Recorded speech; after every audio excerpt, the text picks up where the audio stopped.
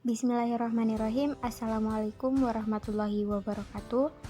Perkenalkan, kami dari kelompok 5 mata pelajaran Sejarah Kebudayaan Islam.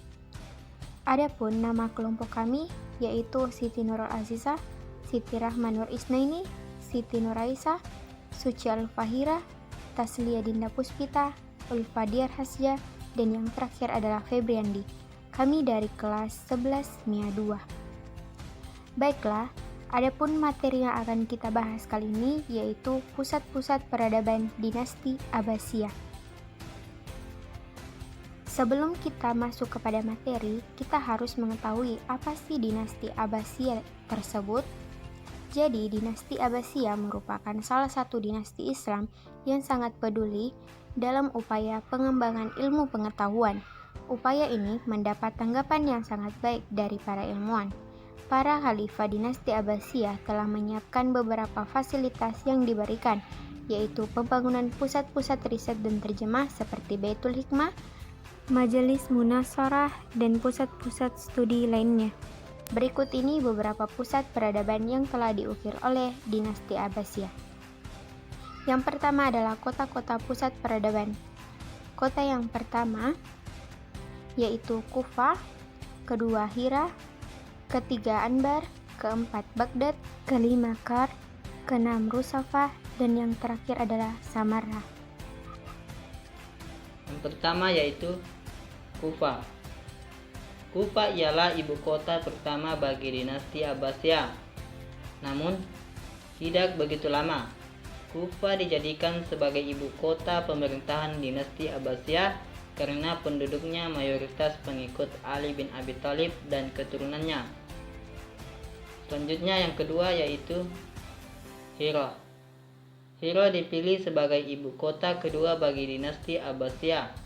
Pemindahan ibu kota dari Kufah ke Hira ini semata-mata menghindari konflik dengan pengikut Ali bin Abi Thalib dan keturunannya. Namun, di kota Hira juga tidak lama. Kemudian pindah ke Anbar. Selanjutnya yang ketiga ialah Anbar. Anbar terletak 10 farsah. Kota ini pernah dibangun oleh seseorang raja Persia, kemudian diperbaharui oleh Abul Abbas As-Saffah dan dinamakan Hashimiyah. Pada masa Khalifah Al-Mansur telah terjadi pemberontakan oleh golongan Rawandiyah. Khalifah Al-Mansur merasa tidak aman, akhirnya melahirkan ide untuk membangun kota Baghdad yang bergelar Ratu Timur. Selanjutnya yang keempat ialah Baghdad. Baghdad merupakan ibu kota negara kerajaan Abbasiyah yang didirikan oleh Khalifah Abu Ja'far Al-Mansur pada tahun 762 Masehi.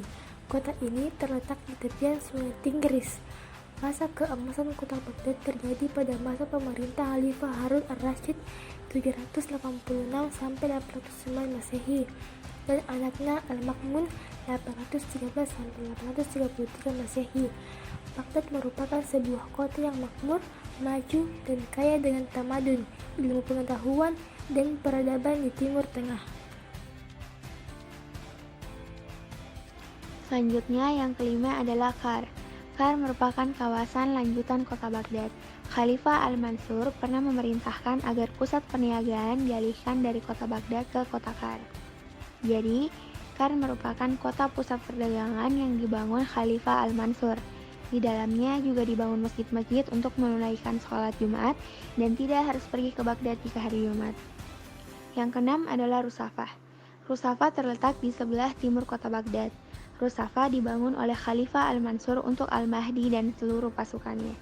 Al-Mahdi mendirikan masjid di kota Rusafah lebih besar dan lebih indah dibandingkan dengan Masjid Jami Al-Mansur. Kota Rusafah merupakan tempat yang selamat dan aman bagi orang-orang yang mencari perlindungan serta tempat pemakaman para khalifah dinasti Abbasiyah. Selanjutnya yang ketujuh adalah Samarra. Samarra terletak di sebelah timur Sungai Tigris yang berjarak kurang lebih 60 km dari kota Baghdad. Di kota ini terdapat 17 istana mungil yang menjadi contoh seni bangunan Islam di kota-kota lain. Pada masa Khalifah Harun Ar-Rasyid telah dibangun sungai yang bernama Takul. Adapun pada masa Khalifah Al-Muqtasim dibangun sebuah istana yang dihadiahkan kepada Ashinas. Selanjutnya, bangunan tempat pendidikan dan tempat peribadatan yang dibagi menjadi 5 bagian. Yang pertama, kutab, kedua, madrasah, ketiga, majelis muhadarah, keempat, darul hikmah, dan yang terakhir adalah masjid. A. Kutab, yaitu sebagai lembaga pendidikan dasar dan menengah. Muktab atau kutab dan masjid, yaitu lembaga pendidikan terendah tempat anak-anak mengenal dasar-dasar bacaan, hitungan dan tulisan, serta tempat para remaja belajar dasar-dasar ilmu agama seperti tafsir, hadis, fikih, dan bahasa. B. Madrasah. Madrasah yang terkenal pada zaman itu adalah Nizamiyah, yang didirikan oleh Nizam al-Mulk, seorang perdana menteri pada tahun 456 sampai 486 Hijriah. Madrasah ini terdapat di banyak kota, antara lain di Baghdad, Isfahan, Nisabur, Basra, Tabaristan, Hara, dan Mosul. Bangunan tempat pendidikan dan tempat peribadatan selanjutnya adalah Majelis Muhadarah dan Darul Hikmah.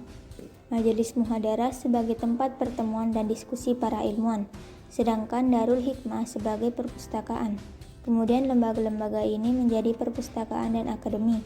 Perpustakaan pada masa itu lebih merupakan sebuah universitas, sebab di samping terdapat kitab-kitab, mereka juga dapat membaca, menulis, dan berdiskusi. Perkembangan lembaga pendidikan itu mencerminkan perkembangan dan kemajuan ilmu pengetahuan. Hal ini sangat ditentukan oleh perkembangan bahasa Arab, baik sebagai bahasa administrasi yang sudah siap sejak zaman Bani Umayyah, maupun sebagai bahasa ilmu pengetahuan. Yang terakhir adalah masjid. Masjid-masjid sebagai tempat beribadah, tempat pendidikan tingkat tinggi, dan takasus. Di antara masjid yang terkenal adalah Masjid Cordova, Masjid Ibnu Taulun, dan Masjid Al-Azhar. Sekian video presentasi mengenai pusat-pusat peradaban dinasti Abbasiyah dari kami. Kurang dan lebihnya mohon dimaafkan karena manusia tak luput dari kesalahan. Wabillahi taufiq wal hidayah. Wassalamualaikum warahmatullahi wabarakatuh.